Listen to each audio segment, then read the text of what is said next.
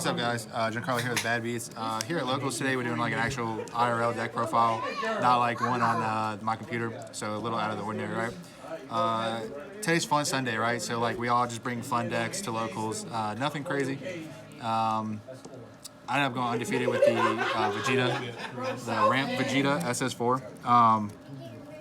When he swings, like when he deals a damage, you ramp the top card of your deck into your energy as long as it's blue. So we're playing completely mono blue, so he never misses. So let's get into the deck profile. We got 3 of the Ape Unison. His +1 gives your leader plus 10k. So on the front side, he swings 20k. That pretty much just guarantees the damage. You want him to deal 1 damage, and you want him to die because you on turn 4 you want to play a Vegeta. We'll get to that, but he's okay. 2 of this dude. This dude's super good. You bring him out of the deck with a 4-drop Vegeta, and that's like where he gets his real value. His +1 is draw 2, discard 1. His -2 is bounce your opponent's entire board, ignoring barrier.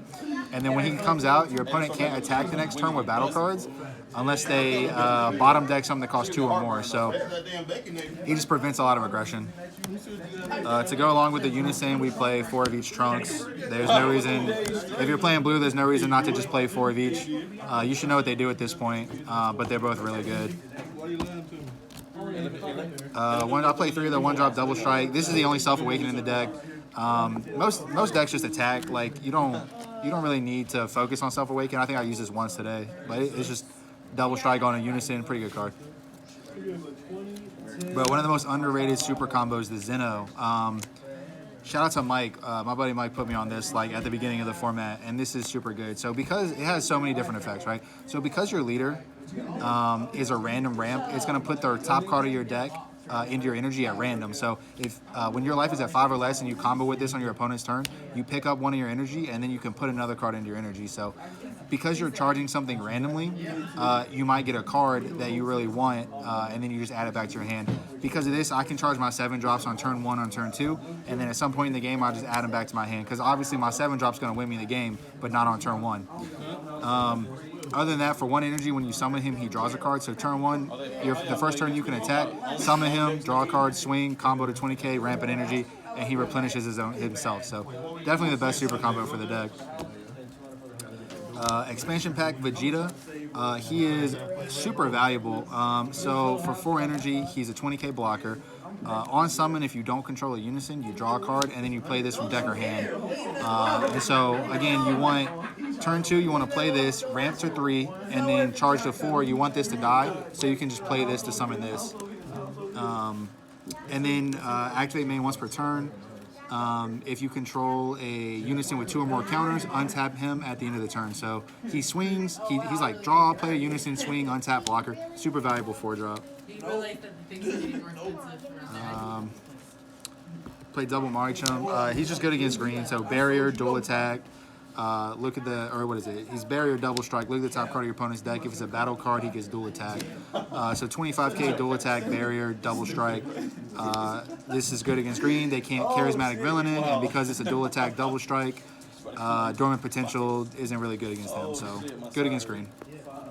4 Bune, still the best blue 4-drop. I've seen so many people just like say a Bune, yeah, right. So many people say a Bune is not good anymore. They're just wrong, bro. Like, it's just bad against green, and every other deck is still the best one. Sometimes if you play against green, you want Marichum, but other than that, bro, Bune is still the best one. And then we play 4 of the draft box Ape. So he does a lot of shit. Mainly, you evolve. So for 2 energy, you can, if you have 1 in energy, you can evolve 1 from hand onto it. So again, because your leader ramps a random card, you really want to hit this off of your leader.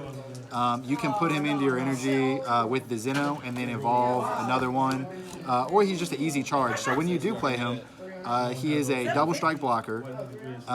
He draws a card, and then at the end of the turn, he ramps 1 and untaps himself. So again, for 2 energy, it's a lot of value. He's also a double striker, so he helps you close the game out. 2 of the Ape.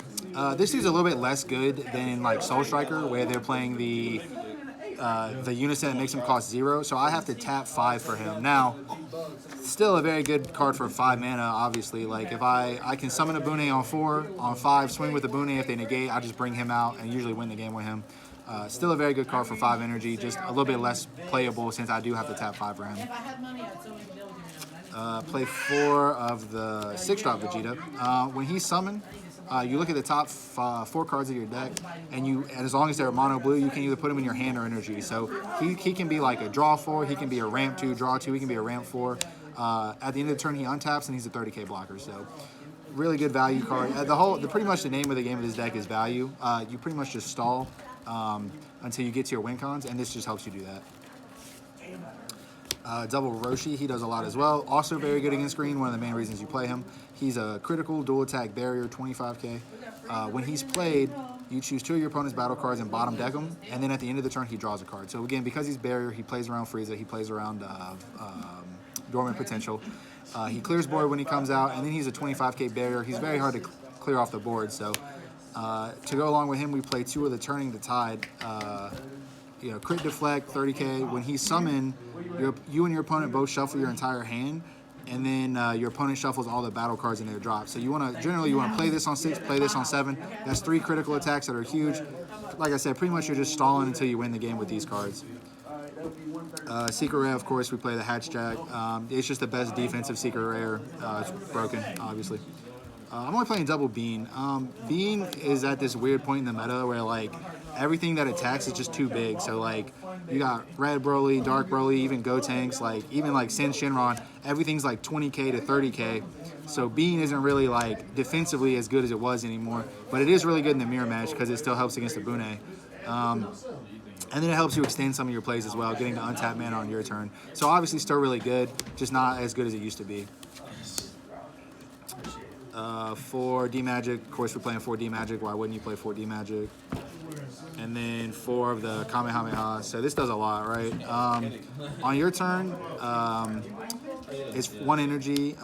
Your leader or a blue battle card, it gets plus 15k. And then on your turn, you draw a card. On your opponent's turn, you untap 1. So offensively, you swing with your leader turn 1, tap 1, draw 1. You draw 2, and then you ramp an energy for 1 energy. It's pretty broken. And then defensively, it untaps an energy. So your leaders are 30k for 1 energy. So very good defensive card. So yeah, this is, like I said, this is Fun Sunday. Is like the deck I've been messing with it's pretty much since it came out. It doesn't really have like a really solid place in the meta, but it is a really fun deck to play at locals. So that's it. What about that Kefla?